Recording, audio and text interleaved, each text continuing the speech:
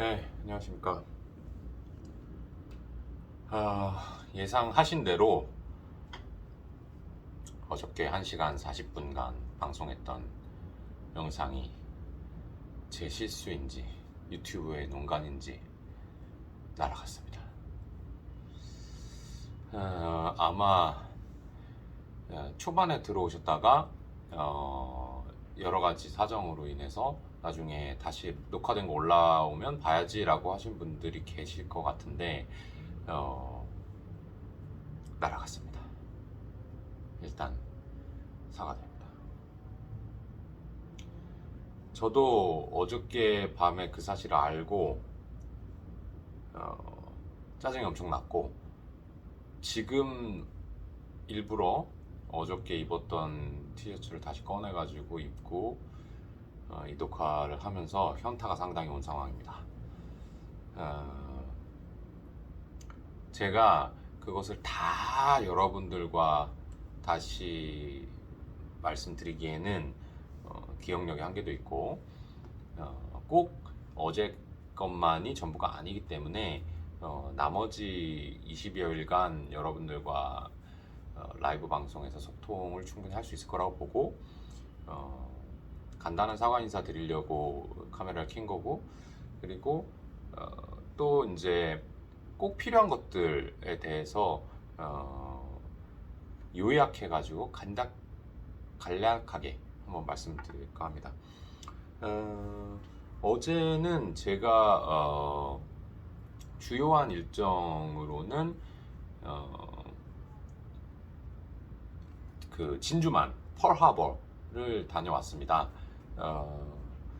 제가 이 미국이라는 나라를 우리나라에 비해서 좀 더 좋아하는 부분 중에 하나는 이 애국심이 어떤 성향이라든지 정당에 가리지 않고 상당히 잘 구축되어 있다. 이 민주주의적이고 다원적인 모습을 갖췄음에도 불구하고 이 자신들의 그 52개 주의 미합중국에 대해서는 누구도 침범할 수 없도록 똘똘 뭉쳐 있다는 점을 항상 대단하게 평가를 하는데, 그 중에서도 몇 년 전에 그 샌디에고 갔을 때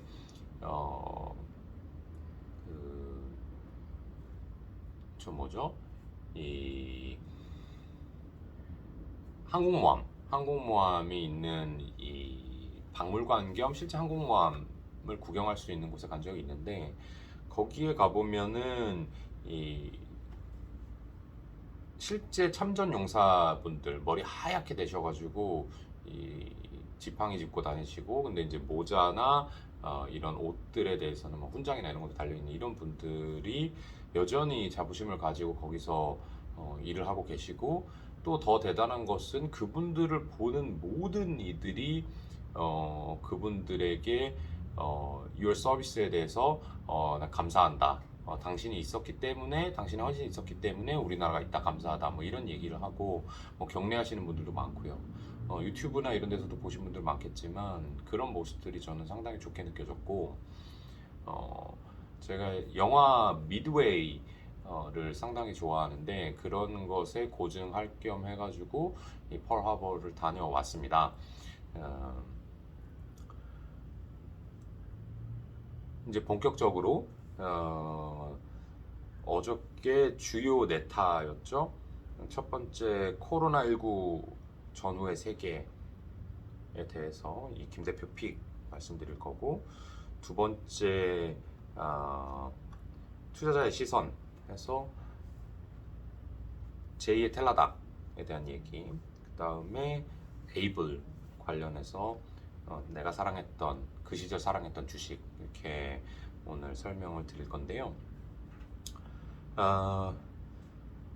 코로나19 전후의 세계 이 김 대표 픽에서는 스콧 갤러웨이의 거대한 가속이라는 책을 추천했습니다. 이분은 그 전에 플랫폼 제국의 미래라는 책을 먼저 쓰신 분인데 뉴욕 대학교 스턴 대학원 교수시고요, 경영대학.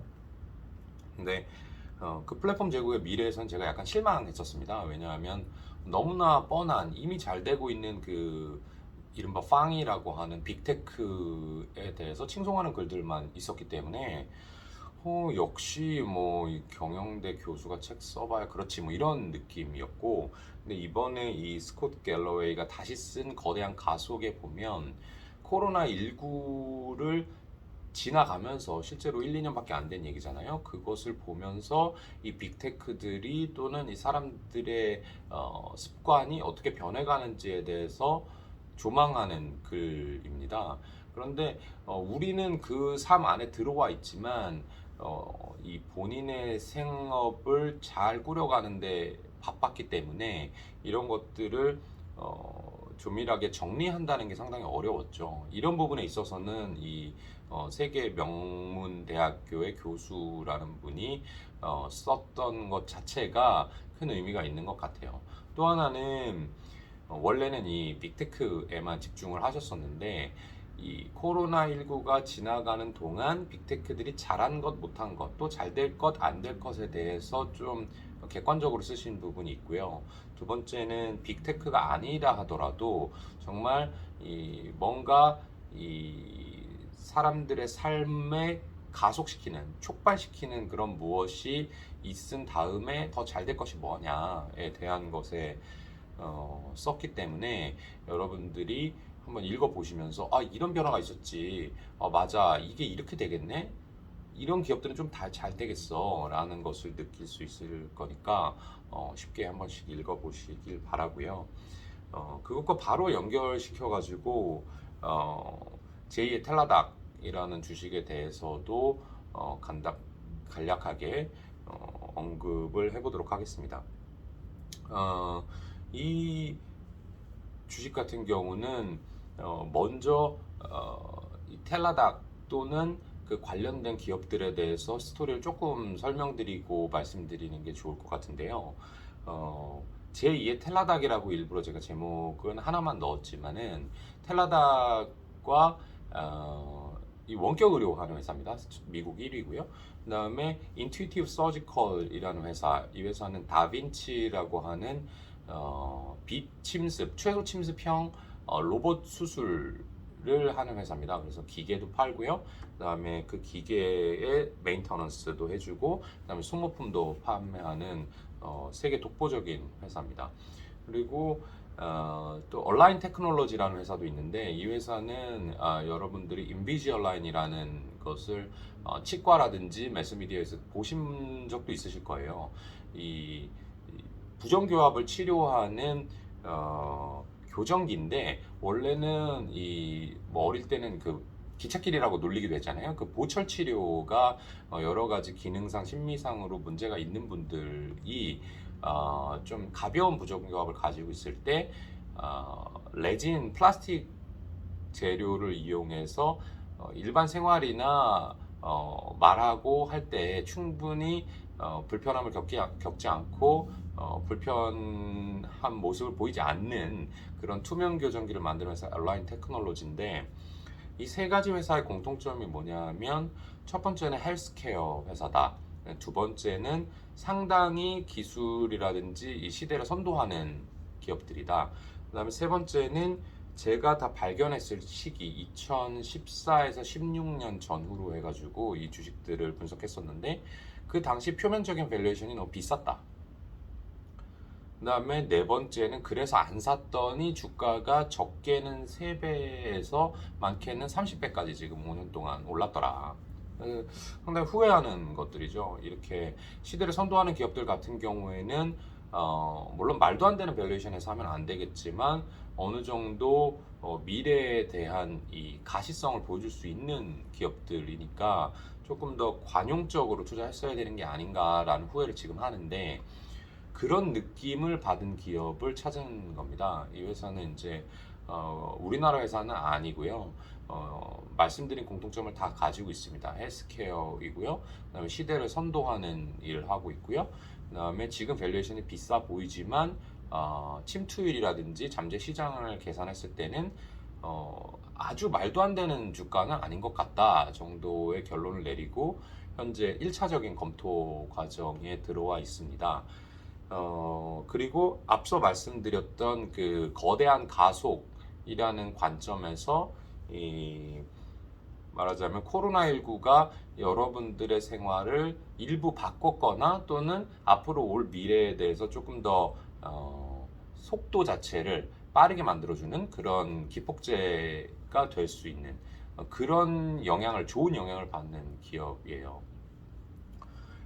작년 같은 경우에 저희 회사가 코로나19가 상당히 초반에 퍼질 때 컨택트 주식들을 많이 사서 이른바 뭐 여행이라든지 카지노, 크루즈, 피트니스 이런 주식들을 많이 사서 이제 수익을 올렸는데 그때 언택트라고 하는 주식들을 사지 못했던 것은 그렇게 될 수도 있었지만 잘 모르는 부분도 있었고 또 하나는 그것에 대해서는 확률이 조금 낮다고 본 거죠. 앞으로 어떤 분야가 더 잘 될지 모르니까. 근데 이 컨택트라고 하는 거는 수요의 회복, 인간의 욕망이라는 부분에 있어서는 확실성이 좀 더 높다 이렇게 봤기 때문에 그쪽에 베팅을 했던 것이고요.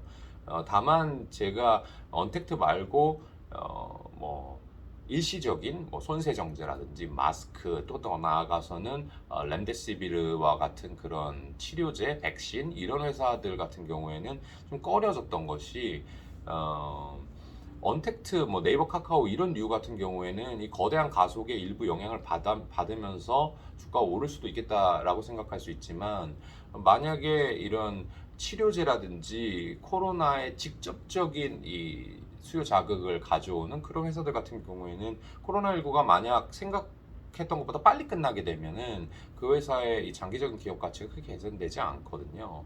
그래서 그렇지 않은 류에서 헬스케어라고 한다면 일부 투자해 볼 만한 가치가 있다라고 생각을 하고 그런 류를 제가 발견하게 됐고요. 어저께 관련된 질문 중에서 이제 국내 회사냐 해외 회사냐 그래서 해외 회사다라고 말씀드렸고 어떻게 찾았냐 그래서 책을 읽다가 이런 기업이 있었네 이런 기업이 앞으로 이 거대한 가속의 영향을 받겠네 그런데 뭔가 네트워크 효과를 가져올 수 있는 경제적 혜자를 구축할 수 있는 비즈니스 모델을 가지고 있네 기존의 다른 회사들보다 뭔가 좋은 점이 있어 보이고 그래서 기존의 이 원래 플레이어들을 좀 갱신해 나갈 수 있는 그런 일들을 할 것 같아서 발견했다라고 말씀드렸습니다. 이제 본 코너의 마지막에 에이블 제 신작에 관련된 네타를 일부 드리면서 여러분들께 소통하고 조금 사전에 알려드리는 그런 코너인데 이번에는 내가 사랑했던 그 시절 사랑했던 주식에 대한 말씀을 드리려고 합니다. 제가 1일차에서 어떤 내용을 말씀드렸었냐면 제가 어떻게 주식을 시작하게 됐는가 왜 대우증권이라는 주식을 사게 됐고 돈을 벌었지만 워런 버핏이라는 사람이 이렇게 하면 큰일 난대 라는 이 만화 벽보를 보고 동아리방 문을 두드리게 됐죠. 그래서 동아리에 들어가고 나서부터 프로페셔널한 매니저가 될 때까지 어떤 주식들을 건드려 봤느냐 그 여러분들은 현재 어떤 수준이냐 김현준처럼 그러니까 아무것도 몰랐던 김현준 수준이냐 아니면 대학교 동아리를 다니던 수준의 김현준 수준이냐 아니면 프로 매니저에 들어간 수준이냐 그런 거에 따라서 여러분들의 자가 진단을 할 수 있을 것 같아서 그런 얘기를 해보려고 하고요. 제가 한 4대까지 정도의 주식을 언급드리려고 하는데 맨 처음에 이제 대우증권을 사고 나서 이렇게 하면 안 되겠구나 하고 나서 이제 가치 투자라는 것에 입문하잖아요. 그럼 가치 투자에서 뭐라고 합니까? 주로 저평가된 주식을 사라, 싸게 사라 그런 얘기를 많이 하죠. 그래서 처음에는 저 PER에 꽂히게 됩니다. 다 모르겠고 이 기업의 가치를 계산만 할 수 있다면 이거 대박 아니야? 그럼 그냥 그거보다 싼 거 사가지고 높아지면 팔면 되겠네 라는 생각을 여러분들도 아마 하시기 시작할 겁니다. 그래서 저 PER 주식이라고 해서 인선 ENT, 뭐 동국산업, YG원, 뭐 지금도 훌륭한 기업들일 겁니다만은 그 당시에는 PER 3배? 이 정도밖에 안 됐어요. 그러니까 너무 편안했던 거죠. 근데 그것을 조금 갖고 있어 봤는데 주가가 안 오르는 거예요. 왜 안 오르지? PER 너무 낮게 샀는데. 그래서 알고 보니까 그냥 싼 거 사면 안 된대. 워런 버핏 할아버지가 뭐라고 했냐면 기업의 질이 좋은 걸 사야 된대. 훌륭한 기업, 좋은 기업을 사는 것이 싼 기업 사는 것보다 좋대라고 얘기를 했다는 거예요. 오케이, 그러면 좋은 기업을 사보자 라고 이제 생각을 했던 것이 두 개인데, 하나가 농심이고 하나가 포스코입니다. 포스코는 저한테 이제 4~5배 수익을 올려줬어요. 제가 아마 20만 원 안 되게 19만 8천 원인가 샀을 거고 80만 원 넘어서 팔았으니까 수익이 상당히 많이 냈습니다. 그런데 알고 보니까 그 회사가 정말 훌륭해서 워런 버핏이 얘기한 것처럼 전 세계에서 원가를 가장 낮게 만들 수 있는 철강 회사라서 저는 그렇게 생각하지 않고, 그냥 그 시기에 중국발 수요 증가로 인해서 원자재 가격이 상당히 많이 올랐습니다. 이 리먼 브라더스 사태가 터지기 전까지요. 그래서 그냥 쉽게 돈 벌었던 것 같고요. 제가 더 좋아했던 기업은 농심인데, 그래서 그 기업을 동아리 내내 한 2~3년 동안 갖고 있었어요. 별명도 농심현준인데, 그래서 MT 갈 때 신라면 샀냐, 새우깡 샀냐 막 검사하고 그런 식으로 좀 집착했던 기억이 나요. 그런데 농심을 왜 샀냐, 무슨 퀄리티가 좋냐, 브랜드 있잖아요, 브랜드. 그 다음에 또 하나는 이제 유통망, 이렇게 두 가지를 생각했어요. 근데 브랜드라고 하는 건 제가 많이 말씀드렸지만은 어떤 특정한 제품을 만들었을 때 그거보다 높게 가격을 책정할 수 있어야 됩니다. 신라면이 진라면보다 한 10% 20% 비싸도 훨씬 많이 팔릴 수 있어야 되는데, 그걸 솔직히 잘 모르겠고, 그 다음에 신라면 이외의 다른 제품들 같은 경우에는 정말 그럴까에 대해서 좀 고민이 있는 편입니다, 지금은요. 그리고 유통망에 대해서도 이 회사가 전국 방방곡곡, 말하자면 어느 깡촌 시골에 가서 할머니들이 하는 구멍가게에도 신라면 새우깡은 있을 것이고, 지리산 천왕봉 올라가는 길에 보면은 이 휴게소들 있잖아요, 산장들, 거기에도 신라면 없으면 안 되거든요. 그런 식으로 유통망이 촘촘하게 박혀 있으니까 아마 뭔가 신제품을 낸다든지 이렇게 했을 때 그게 짜왕이 될 수도 있고, 뭐 카고리, 짜파구리, 뭐 삼다수 이런 게 될 수 있었을 텐데, 그런 것들이 충분히 이 유통망으로 파고들면서 전반적으로 볼륨을 키워갈 수 있지 않겠느냐라는 생각을 했는데, 지금까지 그렇게 볼륨이 커진 적이 거의 없고, 대단한 신제품을 기생충, 짜파구리 이외에는 낸 적도 없고, 그러다 보니까 제가 갖고 있을 때뿐만 아니라 지금도 이 30만 원에서 50만 원 밴드를 벗겨본 적이 없는 것 같아요. 한두 번 빼고는 없고 다시 다 돌아왔고요. 그래서 사실은 완전히 투자에 실패한 거죠. 그러고 나서는 와, 그래 이게 참 어렵다. 싼 거 사라 그랬는데 안 돼. 싼 이유가 있어. 또는 나중에 비싸진대. 퀄리티 좋은 기업 사라고 해서 퀄리티 좋은 기업 샀더니 이게 재무제표에 반영이 잘 안 돼. 그럼 세 번째, 그럼 재무제표에 반영되는 거 사자 해서 제가 자산주에 한번 집착하게 됩니다. 자산주라고 하는 거는 미래에 대해서 예측할 필요도 별로 없고, 지금 가지고 있는 것만 좀 꼼꼼히 장부가와 실질 가치와의 차이를 한번 보고, 또 삼각되는 내용, 그 다음에 실제로 이게 나중에 나한테 돌아올 수 있는 돈인지 아닌지에 대해서만 주석이라든지 재무제표만 꼼꼼히 읽어보고 발품만 좀 팔면 그 가치를 계산할 수 있을 거라는 생각이 들었죠. 그래서 샀던 것이 그 평택 신도시 쪽에 땅을 크게 갖고 있었던 신풍재지입니다. 이 회사는 두루마리 휴지를 만드는데 그게 무슨 대단한 경제 혜자가 있지는 않을 거잖아요. 그러다 보니까 외국산 휴지들한테 많이 점유율도 뺏겼을 거고, 그래서 공장을 자꾸 셧다운하는 거예요. 그러니까 땅은 많이 남아 있어. 그리고 옆에 아파트 지어진 거 보니까 그 가격을 생각해보면 평당가 기준으로는 너무너무 저평가야. 시가총액 대비 가진 땅의 이 시가가 훨씬 큰 거예요. 근데 어떻게 됐을까요? 나중에 한번 오르긴 올랐는데 결국 제가 갖고 있는 동안에 주가가 전혀 안 올랐습니다. 왜 그랬을까요? 그 땅이 제 게 아니었던 거죠. 제가 메이저 지분율 최소한 10에서 20% 정도까지 그 지분을 확보할 수 없다면, 여러분들도 아마 대부분 상장 주식에는 그러실 거고, 그게 제가 행동주의 투자에 대해서 반대하는 입장이기도 합니다. 실제로 그 대주주의 영역을 저희가 침범하기가 어려워요. 그러니까 제가 원한 건 그 땅을 빨리 시가에 팔아서 또는 아파트를 지어서 분양을 한다든지 한 다음에 그것을 배당으로 주거나, 아니면 뭐 두루마리 휴지는 아닐지언정 뭔가 새로운 지금 뭐 잘 나가는 제지 회사들 많잖아요. 골판지라든지 감열지라든지 이런 것 쪽으로 뭔가 생산성이 좋은 곳에 투자를 한다든지 아니면 버크셔 해서웨이처럼 다양한 좋은 기업들에 투자를 한다든지 이렇게 했으면 주가 올랐겠죠. 그런데 그 회장님 누군지 전혀 모릅니다. 저 회장님인지 사장님인지 지주회사인지 사업펀드인지 기억이 안 나는데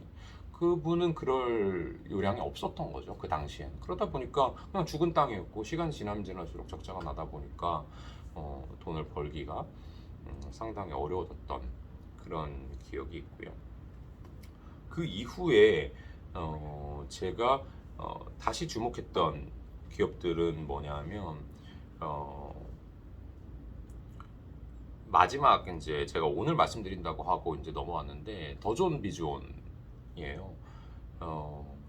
싼 거 했다가 안 되니까 질 좋은 기업 했다가 안 되니까 재무제표 자산주 했다가 안 되니까 여기에서부터 제가 프로페셔널로 넘어가게 됩니다. 제가 2007년에 VIP 자산운용이라는 곳에 입사를 하게 되는데 그 회사 입사를 하려고 그러면 뭐 이렇게 서류 전형도 있는데 자기가 쓴 기업 분석 보고서를 내야 돼요. 그리고 그걸 기반으로 서류 전형도 보시고 면접에도 질문을 많이 하시게 되거든요. 그때 제가 분석했던 기업이 더존 비즈온입니다. 더 퍼블릭 자산운용이 더존 비즈온을 한 15배, 많게는 적게는 한 뭐 10배 가까이 지금 수익이 나 있는 상황임에도 불구하고 아직 투자하고 있잖아요. 그것이 2014년 정도부터니까 한 7, 8년 됐거든요. 근데 그 전에 제가 2007년에 이미 더존 비즈온에 투자를 해서 수익을 많이 냈습니다.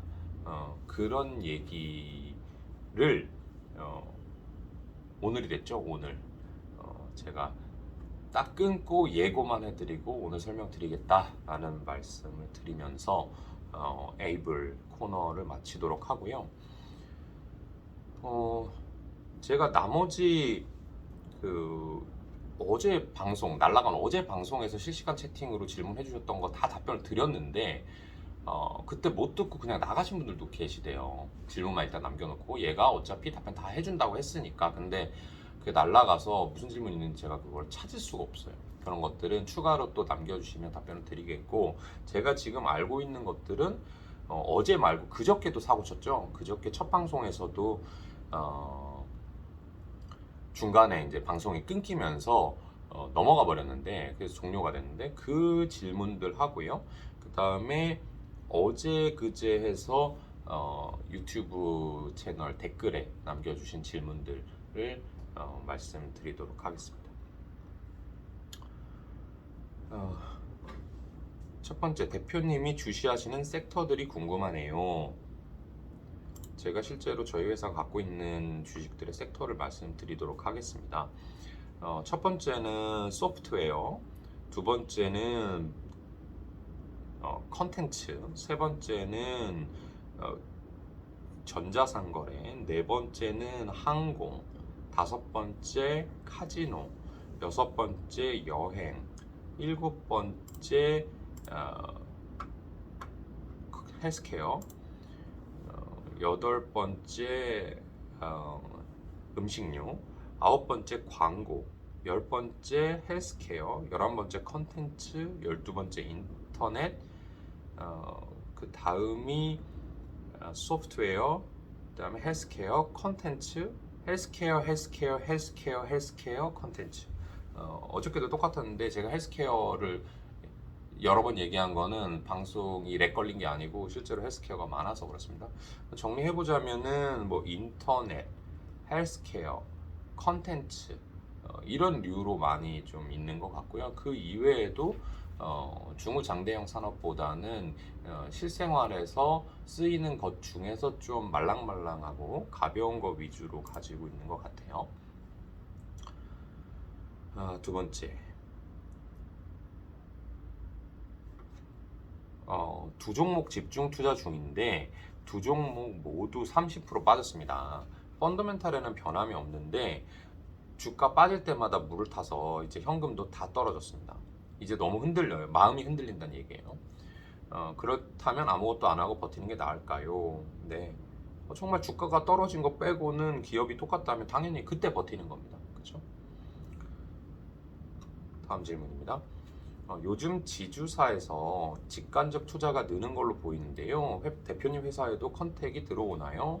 네, 상장사 지주사 중에서 제가 실제로 투자했던 지주사의 CFO님이 찾아오신 적이 있어요. 그래서 상장 주식 투자를 맡기려고 하는데 한번 PT 좀 듣고 싶다 해서 PT를 제가 했었고 결국 돈은 맡기지 않으셨습니다. 다음 질문입니다. 대표님, 주식시장 빠질 때 해치 포지션을 어떻게 가져가시나요? 저는 현금, 달러, 원화 이렇게 가져가는데 저희는 주식시장이 빠진다고 해서 그걸 예측하지도 않고 빠질 것 같아서 뭐 해치를 하거나 그러지도 않습니다. 근데 전반적인 주식시장의 흐름에 따라서 현금 비중이라든지 레버리지 비율은 변동이 됩니다. 그래서 지금 예를 들어서 저희 같은 경우는 현금을 한 30% 정도 가지고 있는 상황이고요. 아주 좀 급격한 하락 또는 너무나 싸게 거래될 때는 그 현금을 많이 이제 없애버리는 그런 타입입니다. 네. 유튜브 댓글에 에스토크님께서 남겨주신 두 가지 질문을 마지막으로 하도록 하겠습니다. 투자 기업을 선정하고 매수가, 목표가를 선정하실 때 안전 마진을 어떻게 설정하시는지요? 저희는 기본적으로 세 가지 시나리오를 가지고 주식을 하고요. 가장 안 좋을 것 같을 때, 그다음에 평범할 때, 그리고 이게 잘 된다고 생각했을 때 그 세 가지 시나리오로 하게 되는데 일반적으로는 이 베이스 케이스, 평범한 미래 전망인 상황에서 연복리 20% 이상의 기대 수익률이 나와야지만 투자를 하고요. 그거보다 높은 건 당연히 좋은 거겠죠. 그 다음에 거기서 중요한 건 이제 불 케이스 기준이 아니라는 점. 그 다음에 베어 케이스, 이 회사가 정말 안 된다고 하더라도 하락 리스크가 한 뭐 20% 이내거나 아니면 베어 케이스에 일어날 확률 자체가 되게 적거나 이럴 경우에만 투자를 합니다. 그 다음은 이제 공모주의 경우 높은 성장성을 갖고 있지만 초반 고평가와 오버행 이슈로 상장 후 급등하고 나면 상당 기간 조정을 받는 경우가 있어서 투자자들 중에서 상장 후에 얼마 동안은 투자하지 않는다라는 이제 기준을 가지신 분들도 있는데요. 대표님네 회사에서도 그런 기준이 있는지 궁금합니다. 저희 회사는 그렇게 기준을 두고 있지는 않습니다. 뭐 상장을 바로 한 종목이라도 정말 성장성이 좋고 저평가되었다고 생각하면 투자를 안 할 이유는 없어요. 하지만 그냥 한 1년 이내 상장한 1년 안 된 회사들 같은 경우는 약간 조심하려고는 합니다. 이게 지금 공모를 하기 위해서 실적이 좀 부풀려져 있는 것은 아닌지, 숨겨진 리스크는 없는지, 내가 모르는 산업의 어떤 정보는 없는 것인지에 대해서 좀 알아보고 경계를 한 후에 투자를 하는 경우가 많습니다. 네. 어저께 1시간 40분 동안 했던 내용을 이제 30분 정도 만에 녹화를 떴고요. 오늘 만약에 이 영상을 처음으로 보시는 분들 같은 경우에는 꼭 뭐 예전 영상으로 돌아가실 필요는 없습니다. 매일매일 같은 코너를 통해 가지고 여러분들께 설명을 드릴 텐데 코너 설명만 한번 하고 마치도록 하겠습니다. 제가 지금 하와이에 와 있거든요. 한 달 동안 휴가를 받아서 하와이에 있는데 여러 가지 이제 활동들을 할 겁니다. 책도 읽을 거고 영화도 볼 거고 골프도 칠 거고 일반적인 액티비티도 할 거고 뭐 할 건데 그것보다 또 하나 큰 이 프로젝트가 뭐냐 하면은 책을 써야 되는 그런 프로젝트도 있거든요. 그런 것들을 좀 이렇게 뭉뚱그려 가지고 내가 평소에는 이제 방송을 통해서 여러분들을 많이 만나 뵙게 되는데 하와이에 오니까 방송을 못 하게 될 거고, 그럴 때는 오히려 내가 내 채널에서 방송을 함으로 해서 좀 가감 없는 내용을 공유하면 좋겠다. 이걸 루틴으로 만들어 보자. 그래서 오전에는 내가 하고 싶은 여행 일정을 하고 중간엔 책도 읽고 책도 쓰고 그 다음에 방송 준비를 좀 해가면서 하루를 마무리해보자 해서요. 한국 시각으로 오후 6시, 매일 오후 6시에 제가 여러분들 퇴근하는 시간에 맞춰서 라이브를 1시간씩 진행할 거고요. 그래서 이름하여 김 대표 하와이 휴가일기 30일 야화라고 이름 지었습니다. 왜냐하면 저는 밤 11시에 방송을 해야 되니까요. 그래야 여러분들 한국 시간에 오후 6시에 방송이 되니까 그렇게 이름을 지었고요. 매일매일 재밌는 이야기를 해서 예전에 그 천일 야화 있죠. 아라비안 나이트. 그 세헤라자데 공주가 재밌는 얘기로 그 왕을 꼬셨듯이 저도 여러분들과 계속해서 얘기를 하려고 하고요. 코너는 총 5개로 구성됩니다. 첫 번째는 교환 일기라고 해서 오늘 하루 제가 어떻게 보냈는지 여러분들한테 알려드리고 여러분들도 저한테 어떤 일이 있었는지 어떤 생각을 하셨는지 어떤 느낌이었는지 공유해 주시고 구독자분들끼리도 좀 친해지면 상당히 뿌듯한 느낌이더라고요. 그런 시간을 한번 갖고 두 번째가 김 대표 픽이라고 해서 제가 월요일마다 방송했던 그리고 1월에 다시 하게 되는 네이버 나우 장스트릿에서 이름을 따온 건데요. 제가 읽었던 책, 영화, 드라마, 음악 등을 여러분들께 추천하는 그런 시간입니다.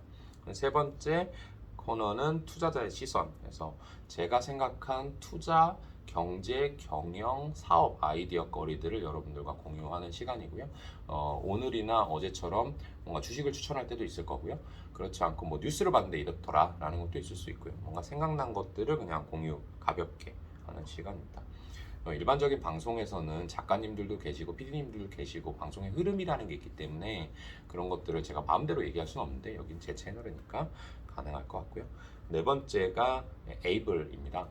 2022년 내년 상반기에 출간을 목표로 집필을 시작한 제 자전적 에세이 가제 에이블의 이름을 땄고요. 제가 이것도 뭔가 여러분들께 한번 이렇게 공표를 해는 게 제 입장에서는 이 발목 잡히는 느낌이라서 열심히 하게 되지 않을까라는 생각을 갖고 있고 그 다음에 그런 것들의 목차라든지 어떤 이야기를 하면 좋을까라고 하는 것들을 여러분들과 한번 얘기를 해보면 제 머릿속에서 정리가 되고 여러분들의 반응도 좀 볼 수 있고 그럼 좀 길이 수정될 수도 있고요. 그걸 가지고 기억해 놨다가 다음날에 실제로 집필하는 작업을 하고 있습니다.